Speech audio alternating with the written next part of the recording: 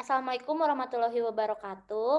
Eh, Kali ini kelompok kita akan mempresentasikan tentang analisis pencarian warga negara asing di Pengadilan Indonesia berdasarkan hukum perdata internasional pada putusan nomor 172 garis miring PDTG garis miring 2014 garis miring PN.DPS. Saya Ismi Fatarani beserta teman saya Julia Sani Azahra dan Muhammad Iqbal.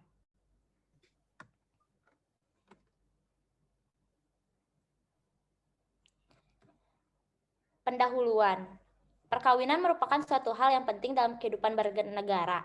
Suami dan istri setelah mengikatkan diri dalam ikatan perkawinan, maka sejak saat itulah hak dan kewajibannya menjadi satu kesatuan yang utuh antara suami dan istri tersebut. Selain untuk membentuk rumah tangga dan meneruskan keturunan yang menyangkut hubungan kedua pihak, namun perkawinan berkenaan pula dengan hubungan keperdataan. Sebab perkawinan memuat unsur sakralitas, yaitu hubungan manusia dengan Tuhannya. Hubungan itulah yang mengharuskan sebuah perkawinan memenuhi syarat maupun rukun perkawinan. Bahwa perkawinan harus dicatat dan dilakukan di hadapan di pegawai pencatatan perkawinan untuk mendapatkan kepastian hukum. Namun, patut diketahui pada praktiknya tidak menampil bahwa perkawinan berjalan sesuai dengan kehendak atau menciptakan hubungan rumah tangga yang sakral tersebut berakhir hingga maut memisahkan.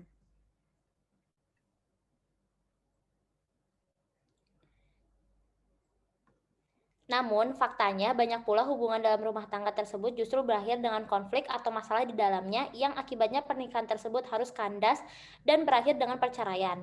Kata cerai menurut Kamus Besar Bahasa Indonesia dapat diartikan dengan pisah, putus hubungan sebagai suami istri, talak, lalu kata perceraian mengandung dapat diartikan sebagai perpisahan, perihal bercerai antara suami istri, perpecahan, adapun kata bercerai diartikan tidak bercampur berhubungan bersatu lagi, berhenti berlaki bini atau suami istri.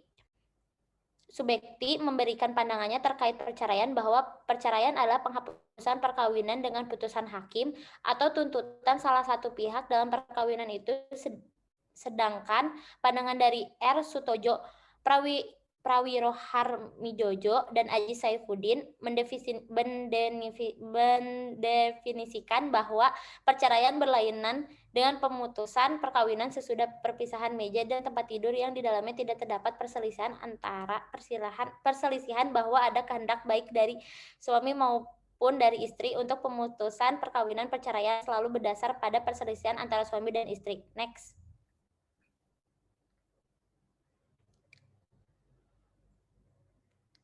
Dalam pasal 38 UU nomor 1 tahun 1974 berisikan ketentuan bahwa perkawinan dapat putus dikarenakan peristiwa hukum dalam kurung kematian, perceraian, dan atas putusan pengadilan. Perceraian hanya dapat dilakukan apabila terdapat alasan yang cukup dan dibenarkan oleh peraturan perundang-undangan pemerintah. Yang menurut pasal 19 Peraturan Pemerintahan nomor 9 tahun 1975 tentang pelaksanaan UU nomor 1 tahun 1974 tentang perkawinan disebutkan bahwa perceraian dapat terjadi dikarenakan adanya 1. Salah satu pihak melakukan zina atau menjadi pemabuk, pemadat, penjudi, dan sebagainya yang sulit disembuhkan. 2. Salah satu pihak meninggalkan pihak yang lainnya selama 2 tahun berturut-turut tanpa izin pihak lain tanpa alasan yang sah atau hal lain di luar kemampuannya. 3. Salah satu pihak mendapat hukuman penjara selama 5 tahun atau hukuman yang lebih berat setelah perkawinan berlangsung. 4. Salah satu pihak melakukan kekejaman atau penganiayaan berat yang membahayakan pihak lain. 5. Salah satu pihak mendapat cacat badan atau penyakit dengan akibat tidak dapat menjalankan kewajibannya sebagai suami atau istri. 6. Antara suami dan istri terus-menerus terjadi perselisihan dan pertengkaran dan tidak ada harapan akan hidup rukun lagi dalam rumah tangganya. Next.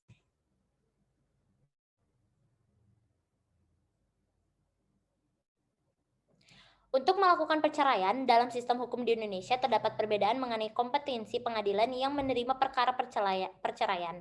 Yang mana berdasarkan pasal 115 KHI, pasangan muslim hanya dapat mengajukan gugatan perceraian di pengadilan agama. Sedangkan menurut pasal 20 ayat 1 PP 9 garis miring 1975, pasangan non-muslim hanya dapat mengajukan gugatan perceraian pada pengadilan negeri. Pada praktiknya, banyak sekali terjadi kasus warga negara asing yang menikah dengan warga negara Indonesia lalu bercerai. Hal ini sudah menyangkut ranah hukum perdata internasional dalam kurung HPI. Permasalahan perceraian dalam bidang HPI dibagi menjadi beberapa aspek, yaitu perceraian dari warga negara Indonesia, perceraian dari orang-orang di Indonesia, persoalan jurisdiksi dalam perkara-perkara perceraian, pengakuan terhadap keputusan-keputusan cerai dari luar negeri. Next.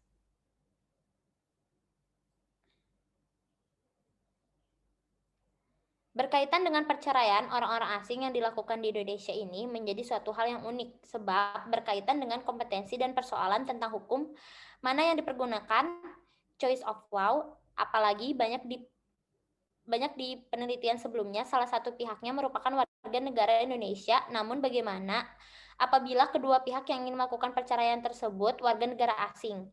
Hal yang menjadi persoalan di sini adalah penerapan yurisdiksi, sistem hukum, dan kewenangan mengadili suatu lembaga peradilan di Indonesia, serta akibat hukumnya dalam menyelesaikan gugatan perceraian antara suami dan istri berkewarganegaraan asing, yang mana tempat dan sistem hukum yang digunakan saat melangsungkan perkawinan, loci legislation, menggunakan hukum negara asing tersebut. Maka dari itu, peneliti ingin mengulas mengenai perceraian antar warga negara asing yang menggunakan sistem hukum nasional untuk melakukan perceraian. Slide berikutnya akan dilanjutkan oleh teman saya, Julia.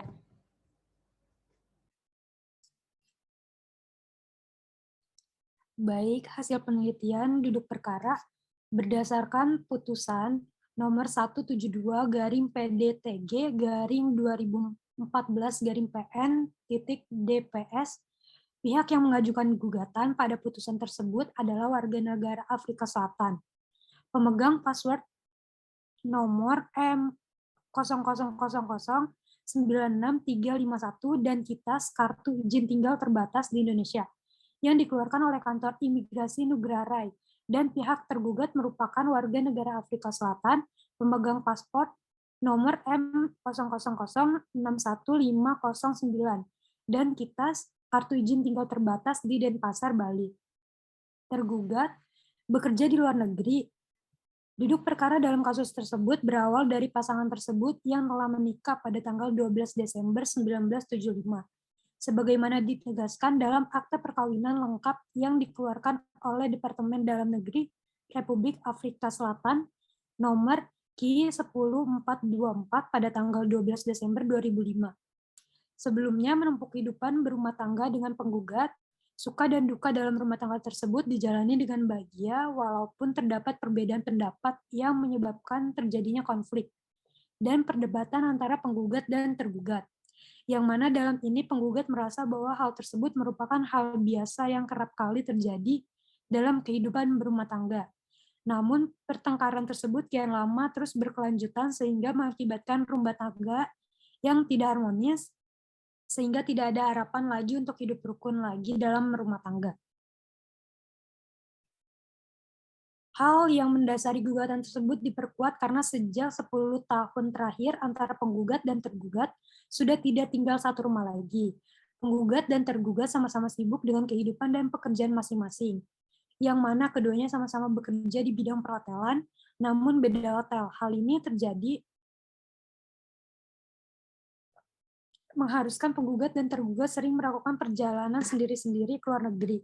Setelah itu, penggugat dan tergugat pindah dan berkarir di Bali, Indonesia, dan keduanya sudah berdomisili dan menjadi penduduk di Indonesia dan bahkan sudah mendapatkan kartu izin tinggal terbatas. Namun tetap tinggal dalam satu rumah. Setelah 10 tahun berpisah, keduanya sepakat tidak ingin melanjutkan perkawinan tersebut. Maka dari itu penggugat memutuskan untuk mengajukan permohonan perceraian dengan mengajukannya di Pengadilan Negeri Denpasar. Atas dasar keputusan penggugat ini, tergugat telah mengetahui dan menyetujuinya.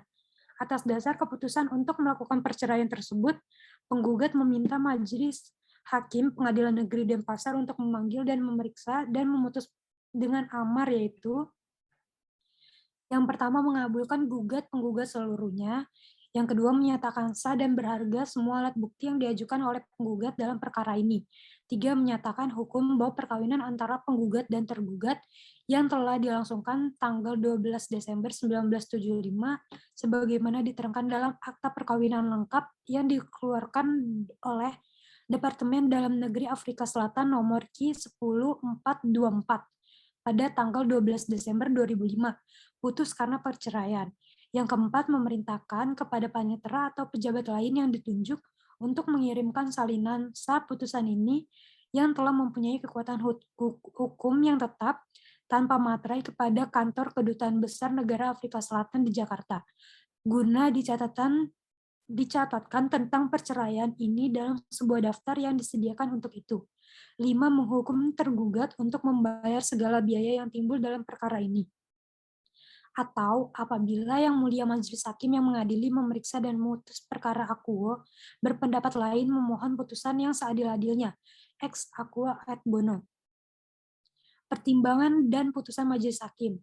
Pertimbangan Majelis Hakim dan memutus perkara nomor 172-PDTG-2014-PN-DPS.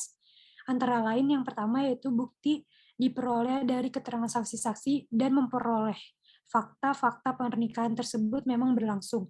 Yang kedua, dalam proses pemeriksaan perkara tergugat tidak pernah hadir dan tidak pernah mengirimkan wakil atau kuasanya karena sudah dipanggil secara patut dan sah. Maka putusan dalam perkara ini dijatuhkan secara first strike. Yang ketiga, karena dalam Undang-Undang Nomor 1 Tahun 1974 tentang perkawinan hanya mengatur tentang perkawinan campuran dan tidak mengatur tentang perceraian WNA yang menikah di luar negeri. Maka majelis memutuskan suatu hukum dikaitkan dengan kaidah-kaidah HPI, dikaitkan dengan hukum yang ada. 4. Majelis mengutip Sudargo Gautama dalam bukunya mengulas berbeda dengan berlaku di Nederland. Dalam BW Indonesia tidak diperbedakan menurut ukuran kewarganegaraannya. Tidak dinyatakan kewarganegaraannya dari pihak seperti diketahui dalam sistem BW Indonesia memang tidak dipakai ukuran kewarganegaraan. Yang dipakai adalah penggolongan rakyat. Kemudian pasal 1 KUA Perdata yang menyatakan menikmati hak perdata tidaklah tergantung pada hak negaraan. Yang kelima, masalah perceraian nasional telah mendapatkan kesepakatan dalam Konvensi Internasional Den Haag pada tahun 1968. Dalam perkara ini, penggugat telah mempunyai habitual residence-nya domisili di negara tempat perceraian diucapkan. 6. Terdapat jurisprudensi mengenai tidak salah dalam mengadili perkara gugatan perceraian antara warga negara Afrika Selatan yang berdomisili tempat tinggal di Indonesia. Putusan yang bersangkutan diantaranya putusan Mahkamah Agung nomor 2640K-PDT-2009, putusan Pengadilan Negeri Jakarta Selatan nomor 47-PDT-G-2008-PN-Jaksel. Dalam putusan tersebut berdasarkan asas hukum internasional, asas forum rei tempat tinggal tergugat, asas forum actoris tempat tinggal penggugat, yang pada intinya bahwa lembaga pengadilan Indonesia memiliki yurisdiksi dan wewenang untuk memeriksa perkara gugatan perceraian ini dengan menggunakan hukum acara dan hukum material Indonesia. 7. Dipertimbangkan pula dasar maupun alasan-alasan mengajukan perceraian, kemudian tentang petitum gugatan yang menurut Majelis Hakim wajib ditolak, di antara lain A. adalah petitum menyatakan sah dan berharga semua alat bukti yang diajukan menurut hemat majelis adalah tidak berdasar dan tidak pula beralasan menurut hukum, karena itu harus ditolak. Yang B. Dalam petitum gugatan meminta majelis memerintahkan panitera dan pejabat lain mengirimkan salinan sah putusan ini yang telah berkekuatan hukum tetap kepada Kedutaan Besar Negara Afrika Selatan guna dicatatkan. Majelis berpendapat bahwa sejak berlakunya Undang-Undang Nomor 23 Tahun 2006 tentang Administrasi Kependudukan beserta peraturan pelaksananya tidak lagi mewajibkan panitera atau penjabat lain ditujukan untuk mengirim salinan putusan, melainkan kewajiban itu dibebankan kepada yang berperkara. Maka petitum ini tidak beralasan dan wajib ditolak. Dalam perkara nomor 17-G-2014-PN-DPS, amar putusannya meliputi 1. Menyatakan tergugat sudah dipanggil secara sah dan patut untuk menghadap di persidangan, akan tetapi tidak hadir. Yang kedua, mengabulkan gugatan penggugat untuk sebagian secara first take. 3. Menyatakan perkawinan antara penggugat dan tergugat yang telah dilangsungkan tanggal 12 Desember 1975 sebagaimana diterangkan dalam akta perkawinan lengkap yang dikeluarkan oleh Departemen Dalam Negeri Republik Afrika Selatan nomor Q10424 pada tanggal 12 Desember 2005. Putus karena perceraian. 4. Menghukum tergugat membayar segala yang timbul dalam perkara ini. Analisis dan diskusi. Kasus gugatan perceraian berdasarkan kasus di atas antara penggugat dan tergugat menyangkut perkara hukum perdata Indonesia. Perdata internasional hari ini karena keduanya merupakan warga negara asing, yaitu antara penggugat maupun tergugat merupakan warga negara Afrika Selatan.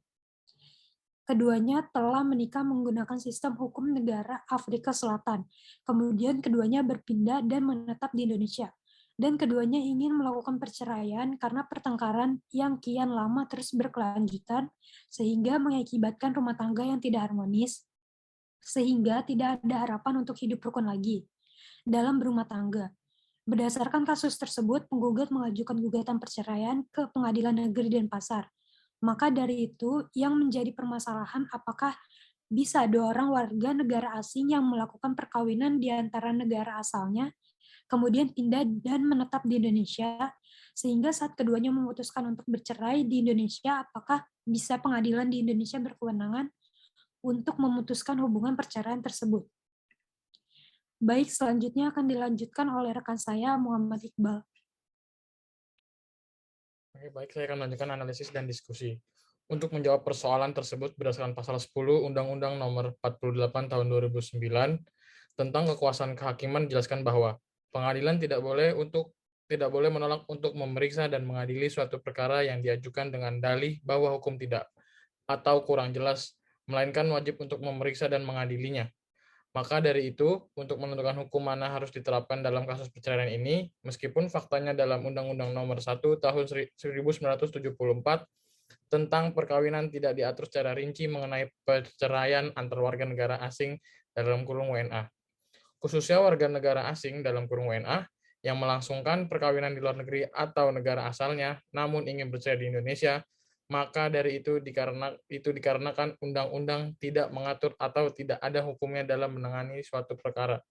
Maka hakim harus aktif untuk mencari dan menemukan serta menggali kaidah-kaidah hukum yang ada. Untuk menyelesaikan kasus tersebut, kita terlebih dahulu titik tautnya. Titik taut atau pertalian primer adalah faktor-faktor dan keadaan-keadaan yang menciptakan persoalan hukum perdata internasional dalam kurung HPI.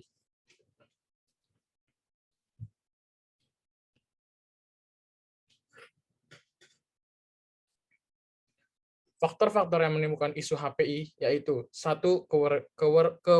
Kewarganegaraan, 2. Domisili dalam kurung de jure atau tempat kediaman de facto, dan yang ketiga tempat kedudukan badan hukum. Purwadi 2016, berdasarkan kasus di atas, penggugat dan tergugat merupakan warga negara asing yaitu Afrika Selatan, yang mana keduanya tinggal dan menetap di Indonesia. Oleh karena keduanya warga negara asing, maka perkara tersebut masuk dalam ruang lingkup hukum perdata internasional. Setelah titik taut primer ditemukan, maka selanjutnya menentukan lex fori dengan mengidentifikasi titik taut sekunder.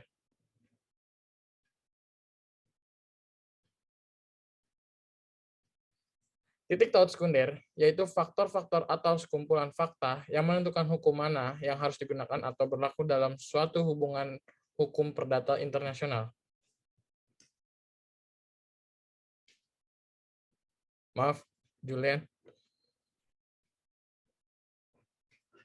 Yang termasuk dalam titik pertautan sekunder adalah Khairandi 2007. 1. Tempat terletak benda dalam kurung lex situs atau lex res citae. Yang kedua, tempat dilangsungkannya perbuatan hukum dalam kurung lex loci octus. Yang ketiga, tempat dilangsungkannya atau diresmikannya perkawinan dalam kurung lex loci celebrationis. Keempat, tempat ditandatangininya kontrak dalam kurung lex loci contractus. Yang kelima, tempat dilaksanakannya perjanjian lex loci solutionis atau lex loci executionis. Yang keenam, tempat terjadinya perbuatan melawan hukum dalam kurung lex loci delicti commissi. Yang ketujuh, pilihan hukum dalam kurung choice of law. Yang kedelapan, kewarganegaraan. Kesembilan, bendera kapal dan pesawat udara. Kesepuluh, domisili. Kesebelas, tempat kediaman. Kedua belas, tempat kedudukan badan hukum.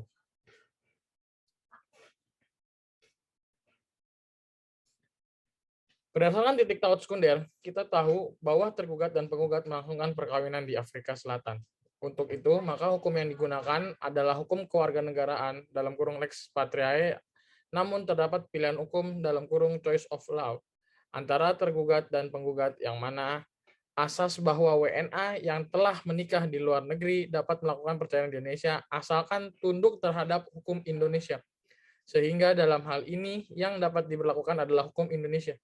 Maka dari itu, Pengadilan Negeri Denpasar memiliki kewenangan untuk menyelesaikan perkara perceraian oleh kedua warga negara asing Afrika Selatan tersebut sesuai dengan hukum formil dan peraturan perundang-undangan di Indonesia. Selain itu, Pengadilan Negeri Denpasar memiliki kewenangan untuk memeriksa dan mengadili dalam perkara perceraian warga negara asing berdasarkan asas habitual residence yang dianut HPI Indonesia sesuai dengan Konvensi Den Haag 1986, serta domisili tergugat dalam kurung forum rei, domisili tergugat dalam kurung forum actoris, dan tempat diajukan perkara dalam memutus perceraian WNA yang telah menikah di luar negeri, yaitu di Indonesia.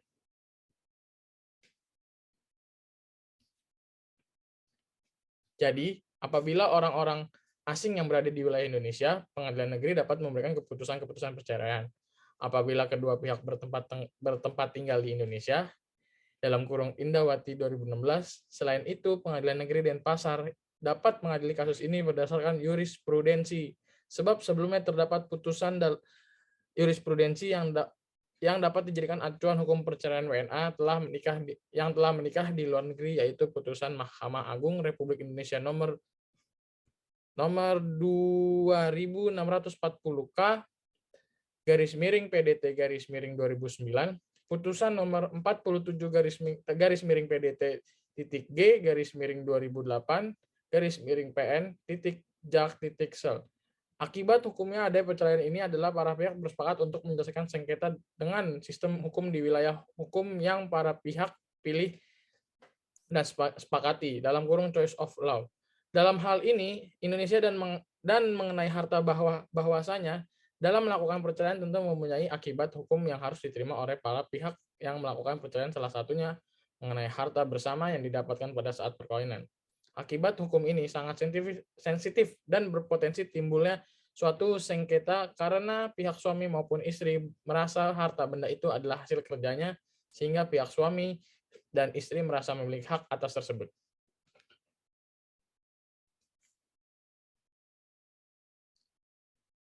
Harta merupakan faktor penting dalam suatu ikatan perkawinan. Yang dapat menggerakkan suatu kehidupan perkawinan adalah harta kekayaan untuk memenuhi kebutuhan hidup sehari-hari. Pratama 2018. Untuk itu, harta bersama dalam perkawinan, apabila dalam perkawinan tersebut tidak pernah dibuat perjanjian perkawinan yang berisikan unsur harta kekayaan bersama perkawinan, yang mana harta bersama perkawinan merupakan benda tetap atau benda tidak bergerak, maka pembagian hartanya menggunakan sistem hukum di mana letak benda tersebut berada, dalam kurung lex recitae. Apabila jenis benda-benda lepas atau benda bergerak, maka dapat berdasarkan asas mobilia personam secuntur, yaitu di mana status orang menguasainya.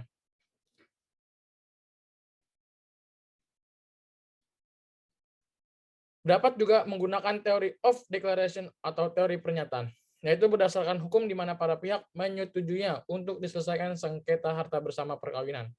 Sehingga pengadilan di Indonesia tidak dapat mengadili harta benda tersebut, karena hukum di Indonesia hanya berlaku di wilayah Republik Indonesia saja. Maka solusi terkait hak itu, para pihak dapat mengajukan gugatan kepada pengadilan di luar negeri, tempat di mana harta benda itu berada, untuk melakukan pembagian harta bersama tersebut. Mengenai hak asuh terhadap anak, apabila dalam perkawinan tersebut dikaruniai anak, maka hakim dapat mempertimbangkan siapa berhak menjadi wali dari anak tanpa mengurangi hak alimentasi anak, dalam kurung hak yang didapatkan anak selain nafkah dari kedua orang tuanya. Slide selanjutnya akan dilanjutkan oleh rekan saya, Ismi.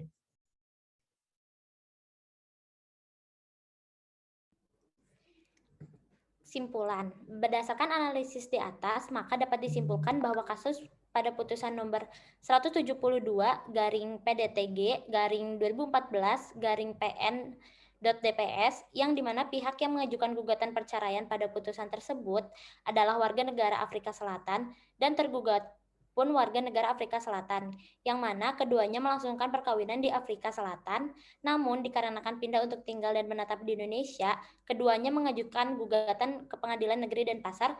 Untuk itu, hakim harus memutus dengan ruang lingkup hukum perdata internasional dengan mempertimbangkan lex fori, lex causae, titik taut primer, titik taut sekunder, pilihan hukum, dan berpedoman pada jurisprudensi Mahkamah Agung, maka Pengadilan Negeri Denpasar berwenang untuk memeriksa dan mengadili dalam perkara perceraian warga negara asing. Namun, terkait harta bersama yang ditimbulkan akibat perceraian tersebut, pembagian hartanya menggunakan sistem hukum di mana letak benda tersebut berada. Dalam kurung lex reisitae. Apabila jenis benda-benda lepas atau benda bergerak, maka dapat berdasarkan asas mobilia personum secuntur, yaitu mengikuti di mana status orang menguasainya. Jadi, pengadilan di Indonesia tidak berhak untuk memutuskannya. Dan terkait hak asuh, apabila pasangan tersebut dikarunia buah hati, maka hakim dapat mempertimbangkan siapa yang berhak menjadi wali dari anak-anak tersebut, tanpa mengurangi hak alimentasi. Akhirnya, kita telah sampai di penghujung presentasi. Terdapat beberapa poin penting yang telah dibahas, seperti pentingnya mengetahui bagaimana perceraian warga negara asing di peradilan Indonesia. Sebelum saya akhiri presentasi ini, saya dan kelompok saya ingin berterima kasih kepada dosen hukum perdata internasional kami, yaitu Ibu Natasha Yunita Sugiastuti, yang telah membimbing dan memberikan ilmu yang sangat banyak dan bermanfaat. Semoga Ibu diberikan kesehatan selalu dan diberkati Tuhan Yang Maha Esa. Izinkan saya untuk menyampaikan satu pantun sebelum mengakhiri presentasi ini. Nasi goreng rasanya gurih, dimakan di Kota Baru. Kuucapkan terima kasih atas semua kasih dan perhatianmu.